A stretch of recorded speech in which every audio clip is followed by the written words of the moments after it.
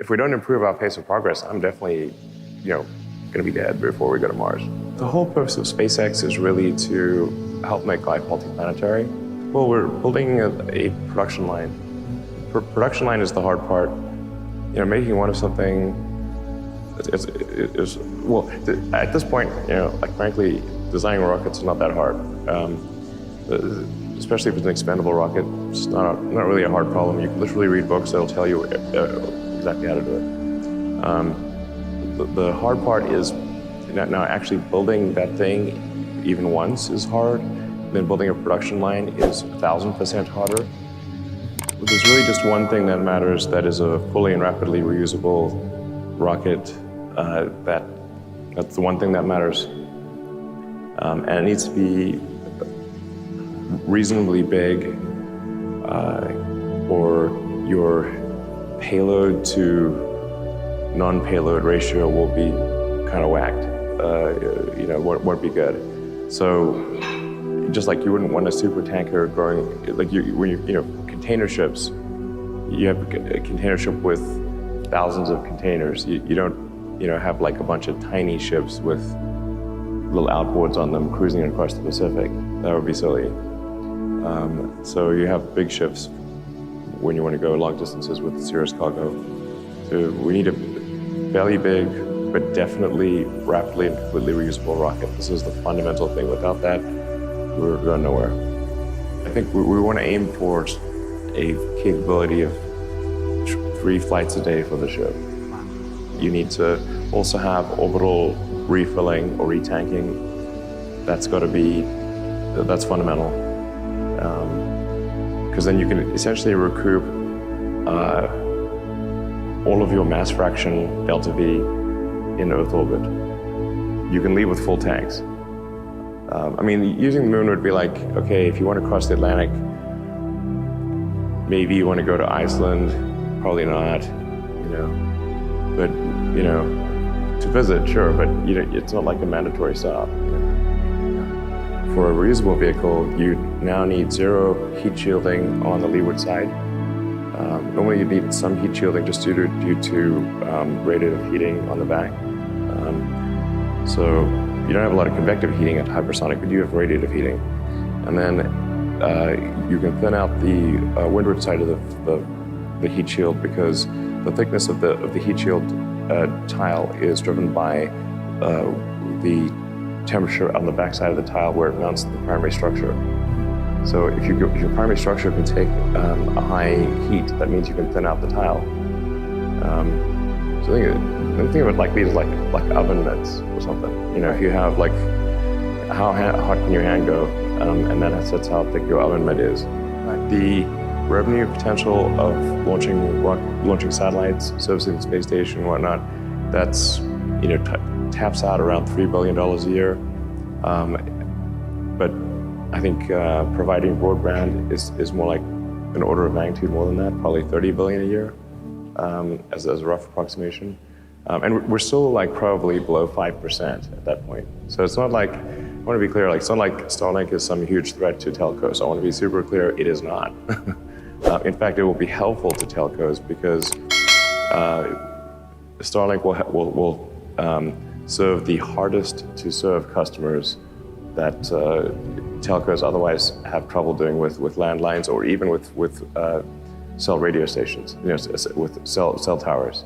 5G is great for high density situations, like being here in DC or New York, San Francisco, that kind of thing. 5G is great for high density situations, but it's actually not great for the countryside.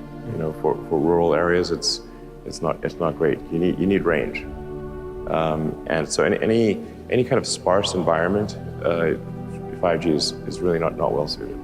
But it's great for city dense city situations.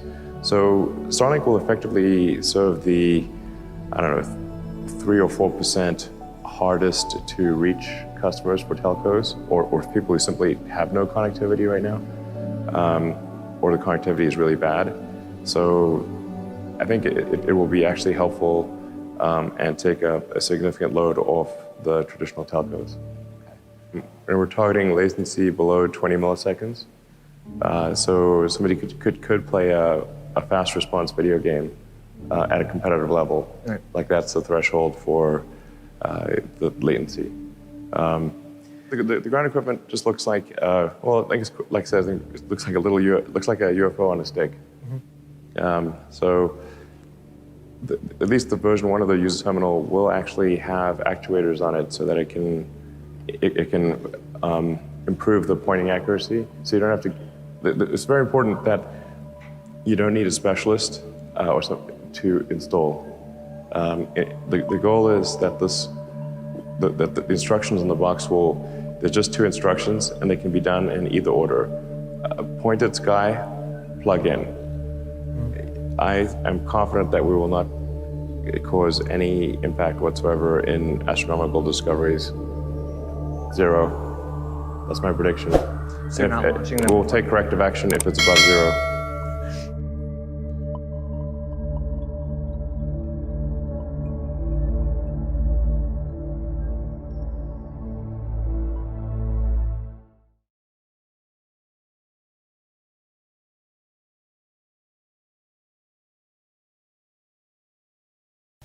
Everyone in this room is inspired by you. Who are you inspired by?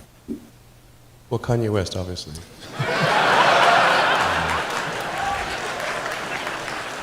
That's what you said.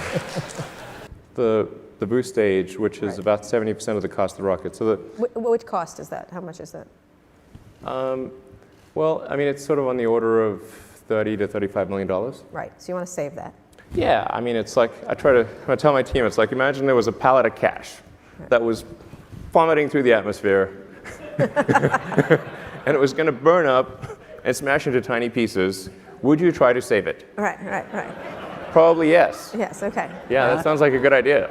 We need some volunteers to be colonists. Do we have any colonist volunteers here for Mars? Actually, not many hands raised, by the way. We saw the movie. We Yeah. saw what happened. He got back. Yeah. So it's good. I actually enjoyed the movie. So. Do you think he could have gotten back like that? Was that plausible? Well, I thought there was some connection. It was like 80% scientifically correct. Okay. But it did connect a series of improbable events. Such as? Say. Well, I mean, I don't think you can sort of just take off from Mars on an unguided rocket, really, and then prick your finger on the spacesuit and navigate to a spaceship. Right? Yeah. Not impossible, just extremely unlikely. Do you think there is other intelligent life outside the Earth? It seems probable, but I think this is one of the great questions in physics and philosophy, is where are the aliens? Maybe they're among us, I don't know. Some people think I'm an alien. Not true. Not true. But maybe we are alien. Of course I'd say that, maybe wouldn't we I? are alien. Literally of any What is kind. this? The largest rocket, the largest building. I mean, Well, I mean, I think it's not scale for scale's sake. It's just like if you say, well, we want to accomplish these goals, then you kind of have to make a big thing. So, okay. Should tax things that are most likely to be bad rather than, like that's why we tax cigarettes and alcohol, because those are probably bad for you. Certainly cigarettes are. And